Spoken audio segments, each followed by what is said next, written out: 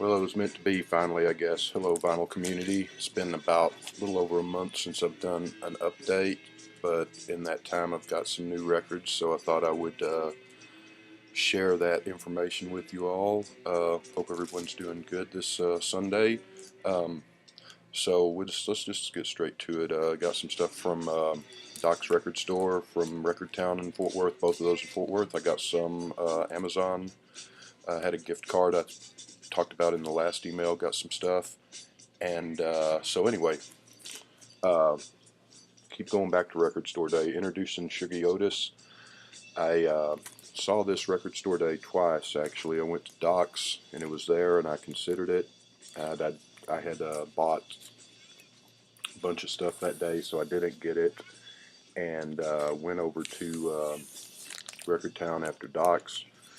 And at Doc's, they had the Grateful Dead album, the Rarities album that I wanted, but I thought they had it at Record Town, so I didn't get it. Got to Record Town, bought some other stuff. They didn't have the Grateful Dead, so I went running back to Doc's, got the Grateful Dead, saw this again, considered it again, but passed on it. Then I thought, a few days later, I thought, well, I wish I would have got that. Went back to Doc's a week or so later. They still had some Record Store Day stuff, but they were out of this. And yesterday, Saturday, I went into he on Facebook. He'll list the new stock that he gets in, and he had Maggot Brain by Funkadelic on vinyl, which I've wanted to pick up for a long time. So I went out there yesterday morning to get that. He'd already sold it, but I was looking through the racks, and here was a copy of this. So good stuff. I've listened to it just once. I listened to it yesterday, and pretty good stuff. I'm not really familiar with Shuggie Otis other than he had a Record Store Day 45, a Record Store Day or so ago. Playing back here that's The Who. This is just my iPod on shuffle.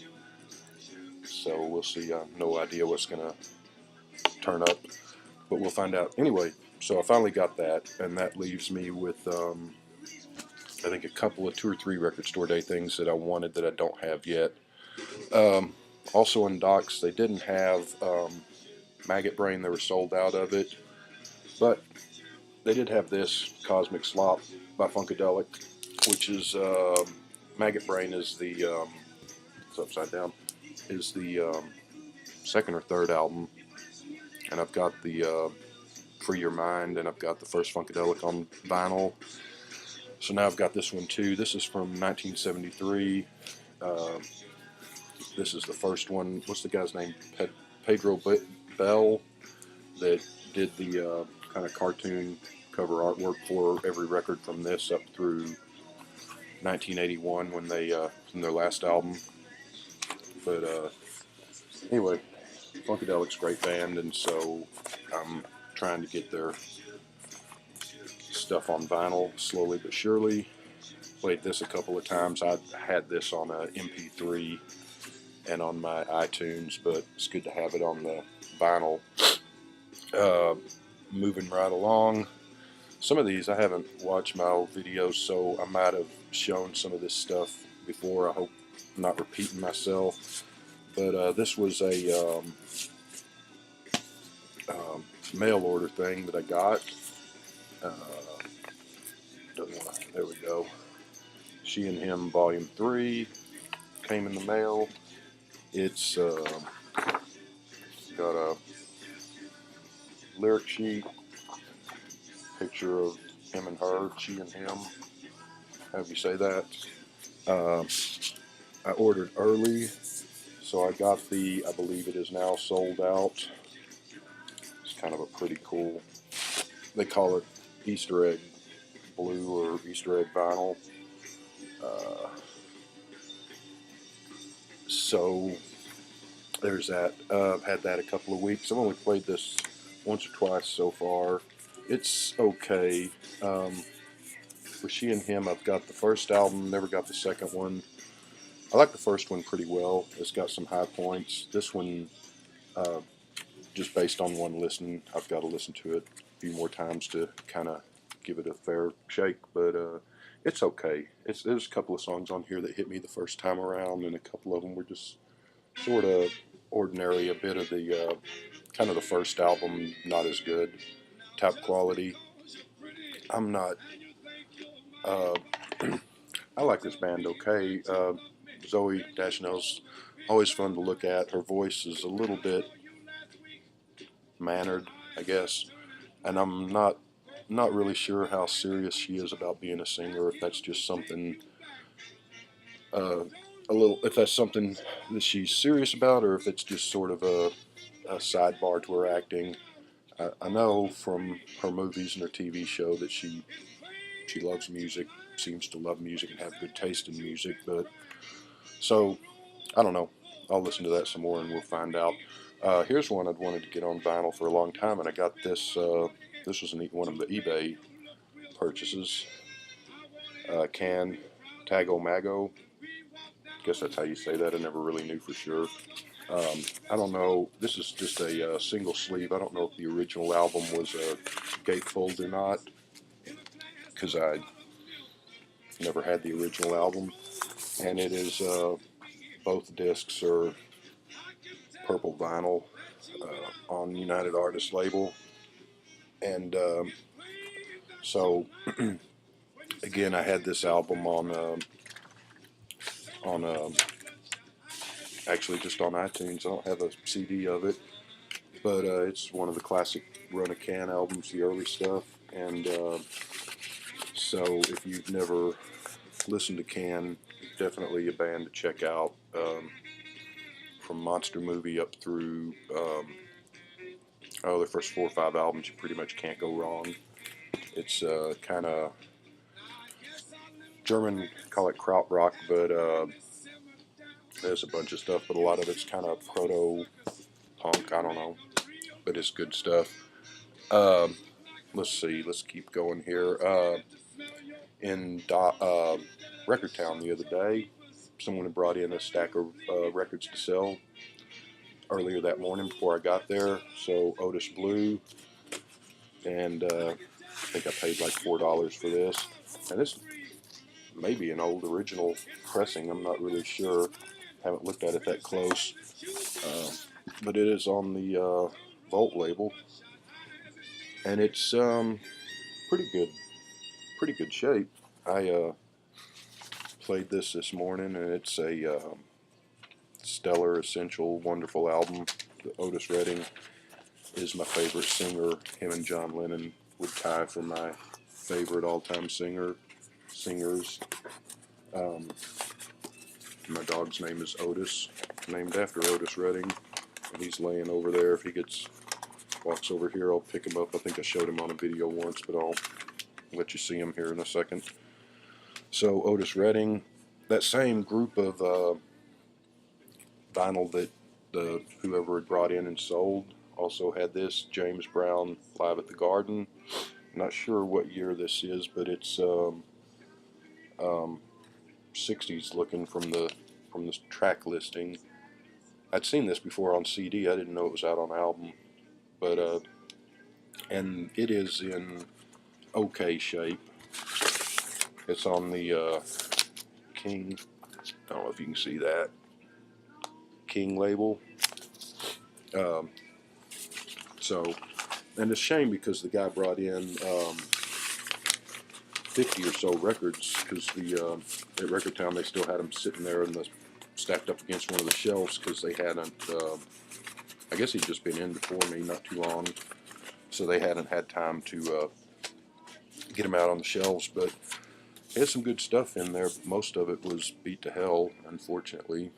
So there were some things that I probably would have picked up had it not been in such bad condition. This is another one I got.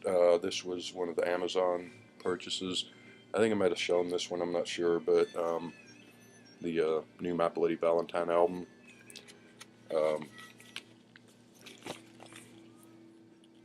And I'm enjoying this. This has been a good year for music, for new music.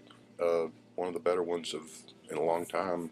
I'm kind of one of those grumpy old bastards that's the no good music made in 30 years type. um, halfway seriously saying that, maybe 3/4 of the way seriously saying that. Uh, a few things here and there, but I tend to be, you know, 50s, 60s, 70s, 80s.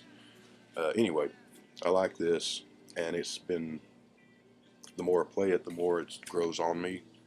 Um, I don't like the style of that kind of dreamy, faraway vocal style of singing where you can't really hear them, but the guitars and stuff are good, and this is a good album.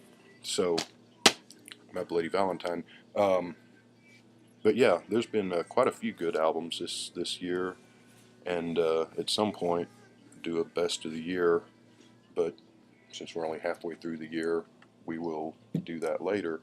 Um, and also with Amazon, I got a couple of 3 CDs, things that were, this was available on an album, but 2 of them, as far as I know, are only available on CD and not on album. So, Baby Lestrange by Heart, which is kind of out of character for me. I'm not a huge fan of 70s arena rock, RAWK. I'm not a huge fan of Heart. I don't dislike them. They're fine. I like them, but their earlier hits are nice enough on the radio, but not anything I'd ever go out and buy. The reason I picked this up, this I had on vinyl, bought it new back in 80, I think is when this came out. Maybe it was late 79. I think it was 80. But I bought this album because I saw them in concert about that time and got the tickets, so I bought the album, which was one of the first concerts I saw. Not the very first, but one of the first few that I saw. Would have been 16 or 15 or 16, probably 16. So I bought this album, and I really liked it at the time. Basically, uh, forgot about it, and on a music website, somebody mentioned it recently, and I hadn't thought of it in years. And I thought, yeah, I remember liking that album. I'll go check it out and see.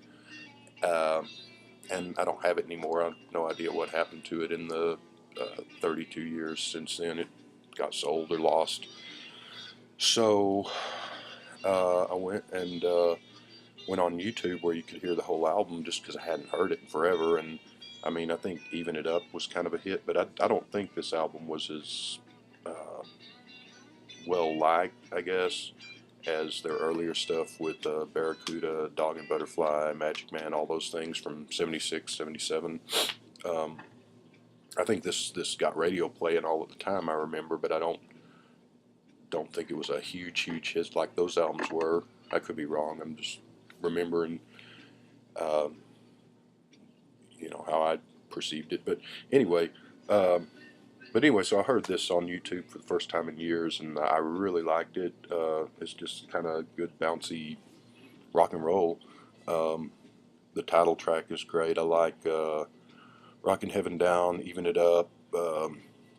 This has got a couple of bonus tracks that weren't on the album, and overall a good album. And I've been playing this in the car a lot and enjoying it. I kind of like that. Don't know really how to explain it, but the music of 79 and 80 had its own sort of sound, I think, that wasn't around before and wasn't around too long afterwards. 81, 82, you got into the more new wave. Uh, we call it punk and new wave in America. Punk was probably already over in England, but got to Fort Worth, Texas a little slower. But anyway, the power pop and rock and roll was kind of changing in response to punk. The Dinosaurs, I guess, were sort of doing things a little different. So 79 and 80 had its own kind of neat little sound that disappeared a little too quick, unfortunately. The other CD I bought was the complete Hot 5 and Hot 7 recordings of Louie Armstrong, which is wonderful stuff. And this all dates from the late 20s and early 30s, I believe. I got this on eBay for used, I think just for like $3 or $4 plus post, and it is great stuff. The only thing is that until I got it, I don't know. You're not gonna be able to see that, but well, yeah, maybe you can. That's volume 3, so there's at least 2 other volumes somewhere that I need to track down sometime, because that is great, wonderful stuff. And so there's that. The final CD is not that one. It's hold on, because I got this is part of a series put out by Bear Family, like Grizzly Bear. It's a German label that does a lot of box sets and repackaging of country, rock, roots music, jazz, blues, etc., etc., etc. Anyway, this is 1946, Blowing the Fuse, 27 R&B classics that rocked the jukebox in 1946, and there's a 1945 one. This series is there's 25 volumes in it, and from 45 to I think it's 61 is called Blowing the Fuse, and then from 62 or 63 up to 1970 they changed the name to Sweet Soul Music, and there's the 1968 one, 29 Scorching Classics from 1968. So and here's the 65 one, is 30 Scorching Classics from 1965. So that's 25 of the complete set. I've got 8 of them, so I've got a little ways to go. But they are each set takes on a year, and everything from the well-known hits to some pretty obscure stuff. Really great stuff. You get the CD, that, and each one comes with a book that's a song by song. A lot of great pictures in there, and I don't know if you can see that, but it's a song by song, and it's got information about the people playing on the songs and the recording, and etc., etc. So I'm slowly but surely trying to collect a complete set of these, which I've been doing for the past 2 or 3 years. So what, 8, and there's 25. I've got a little bit of ways to go. Let's see. I think the final thing I finally broke down, and this was at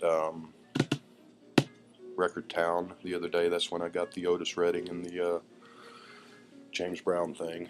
Finally broke down and got this big old behemoth, heavy sucker. So this is the stereo vinyl box set. The mono vinyl comes out later this year, I believe. That's what I've heard. I had the mono set on the CD box set from a few years back. I never did get the stereo set. I picked up Abbey Road and let it be, just to have it complete, because those didn't come out in mono. But so I wanted to get that, and I finally did. And this was actually, I think on eBay, this is, I want to say like $320 in a regular store. I don't know, it'd be even more than that. But at Record Town, they had it for $289, and they, I want to say this came out back around November, somewhere around there, October, November, I don't remember, but last year, and they had it in there pretty much from the get-go for $289, and I would look at it each time I was in there and consider it, and thought, but never did pull the trigger. Knew it was cheaper than even on Amazon, and so when I was in there, this is Saturday before last, I asked the guy, I said, well, y'all still have that? And he goes, yeah, well, we would make a good deal if someone wanted to buy it. And it turns out that somebody ordered it, and it came in, and the guy hadn't paid for it ahead of time, but then he just disappeared and never showed up, so they were kind of had it sitting there. So I said, well, good deal meaning what? And they said $259. So pulled out the credit card, and there you go. Um, and the good thing about that, I've got a bunch of old Beatle albums still, but there are some that through the years I've lost or sold or uh, that I don't have. I wish I still had a complete set, especially the American albums. That something new, and I've got something new, and I've got Beatles' second album. I've got quite a few of them, but there's some of them that I don't have that I used to have. And so there were a few of them that I didn't have, so it's good to have them. I'm not gonna open that up and pull all the stuff out really because I think I've seen other videos and people that got this when it came out that did that. But it will bring up Let It Be. The British one is just a single, and I don't know if that's how it came out in England or not because my copy, which I still have, I meant to get that and I didn't, but I've still got the copy that I bought back in 77, 78 of Let It Be, and it's a gatefold, and was a gatefold in America anyway, and it was on a red apple. This is not a gatefold, and it's on a green apple. So maybe that's how it came out in England. I don't know. I know that the initial English version pressing came out in a box with a big thick book of pictures from the film, and that sold out pretty quick. And I've seen, I think I've only seen one copy of that ever. And if you can find an original of those are pretty pricey. I think they go for several $100. Um, but I guess after that it was just a what do you call a not a gatefold sleeve, a non-gatefold sleeve. So anyway, um, that album gets a bad rap. I like it. It's especially when it's raining. It's a rainy day album for me, and it's not up to par with the other Beatle albums, maybe with the exception of Yellow Submarine, but it's still got some great stuff on it. So I think that is it for now. Got some other stuff that I'm looking at. Sly and the Family Stone set is coming out in August. I guess the Beatles mono set comes out later this year. And so I will just say, let's see. Oh, that's Love. You set the scene. On that note, I'll say good night and hope y'all watch it. And thanks for everyone who has watched. And we'll talk to you later. Thanks.